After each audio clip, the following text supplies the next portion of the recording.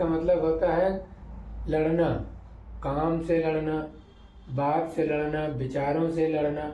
लड़ने का मतलब झगड़ा करना नहीं, मतलब उलझना। शास्त्र और संत नहीं है हमारे साथ तो हम उलझे रहेंगे। दिन भर हमारे पास काम रहेगा तब भी हम 1 घंटे काम है तब भी थकेंगे, 10 घंटे काम है तब भी थकेंगे। तो जिसके जीवन में संत और शास्त्र नहीं है, घर में किताब रखने से हमारे साथ शास्त्र हो गया ऐसा नहीं है। संत और शास्त्र नहीं है तो क्या हो गया वो जीवन? संघर्ष।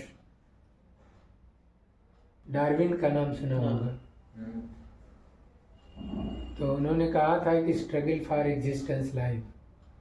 अगर जीवन एक संघर्ष है, संघर्ष नहीं करेंगे तो जीवन लाश है। तो उसके कहने का मतलब है कि प्रतिक्षण आप मेहनत करो। उनका ये कहना था प्रतिक्षण आप 1-1 मिनट अपने समय का उपयोग करो। मेहनत करने का मतलब ये नहीं है कि हम 8 घंटा खेत गोड़ें, 8 घंटा काम करें। 10 मिनट भी हमारे पास खाली टाइम हुआ तो वो 10 मिनट भी हम शास्त्र उठा लिए, अगर किताब हाथ से उठा लिए, 1 पन्ना 1 लाइन पढ़े, कुछ देर उस पर विचार विमर्श किए, तो इसका मतलब है कि हम उस समय संसार से भी कटे लेकिन शास्त्र से जुड़े। तो संत और शास्त्र नहीं है तो उसके लिए जीवन क्या है? संघर्ष। यानी कम काम करने पर भी उसको लगता है कि हम बहुत किए हैं। कुछ लोग लेबर लोग कुछ होते हैं, वो काम बहुत धीरे धीरे करते हैं, अगर उनको टोक दो तो कहेंगे कर ही तो रहे हैं, बैठे कहाँ हैं। और वही स्वभाव हमको हमारे आपके घरों में आ जाता है। कोई हमारे घर पर मेहमान आएगा तो वो ऐसे बताएगा कि भैया हमको फुर्सत नहीं है, इतना काम रहता। हमारे ही मित्र लोग हैं, आते हैं, कोई हो आता है तो कहते हैं फुर्सत नहीं। हमसे जब कोई पूछता है तो हम कहते हैं हमारे पास तो टाइम ही टाइम है, हम तो खाली रहते हैं, 24 घंटा खाली है। लेकिन हम मन से खाली है ना, हाथ पांव तो काम कर रहा है, मन हमारा उस काम में उलझा नहीं है। जैसे लोग मोबाइल चलाते चलाते खाना अंदर कर लेते, थरिया भर के खाना पूरा अंदर कर लेते, मोबाइल चलाते रहेंगे, तो क्या मोबाइल चलाते चलाते खाना रुका? नहीं रुका। तो उधर उंगली भी चल रही थी, खाना तो सब ढकेल गए। अब अगर मोबाइल न चलाते और खाली खाना खाने में लगे रहते तो वो खाना खाते समय मन खाने में रहता तो मुंह में लार बनता रहता है।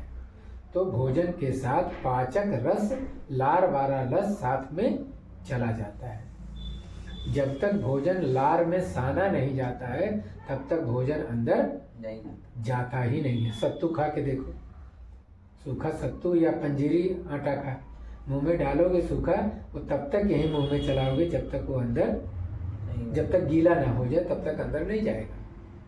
तो ऐसे ही है। तो रामचरितमानस में एक, हाँ, दूसरी बात ये था, जिसके जीवन में संत और शास्त्र है, रोज उसके टच में है, रोज उसके टच में है। यहाँ आओ, पूजा करने के बजाय भगवान को हाथ जोड़ के बस इतने करो कि हमारी बुद्धि नहीं है आपकी पूजा करने, पाठ करने का। क्यों नहीं है? क्योंकि उनको अगर कोई जान जाए तो वो आपके अंडर में हो जाएंगे। तो गायत्री मंत्र का अर्थ क्या है? क्या है? तो हमारी बुद्धि को सम्मान। लास्ट वाला याद है, उस प्राण स्वरूप, दुख नाशक, सुख स्वरूप, श्रेष्ठ तेजस्वी, पाप नाशक, देव स्वरूप परमात्मा को हम अंतरात्मा में धारण करें और वह परमात्मा हमारी बुद्धि को सन्मार्ग पर प्रेरित करें। सन्मार्ग का मतलब होता है हम जो भी काम करने जा रहे हैं वो सही तरीके से कर रहे हैं कि नहीं, हम जो भी बोलने जा रहे हैं सही तरीके से बोल रहे हैं कि नहीं, हम जो भी सोच रहे हैं सही तरीके से सोच रहे हैं कि नहीं। इसका मतलब हमारी बुद्धि को प्रेरित, सही दिशा में प्रेरित करने के लिए ये हम भीख मांगते हैं भगवान से।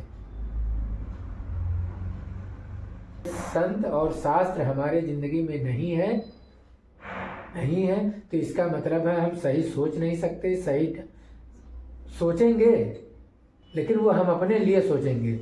हम ऐसा सोचें कि हमारे भी हित में हो, अगले के भी हित में हो। तो ऐसा सोचने के लिए हमारा बुद्धि योग्य नहीं है।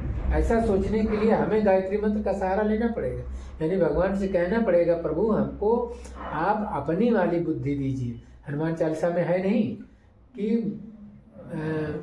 बल बुद्धि विद्या देव मोहि, बुद्धिहीन तन जान के, बुद्धिहीन तन जान के, हे पवन कुमार हम बुद्धि से हीन हैं और तन माने शरीर से कमजोर हैं।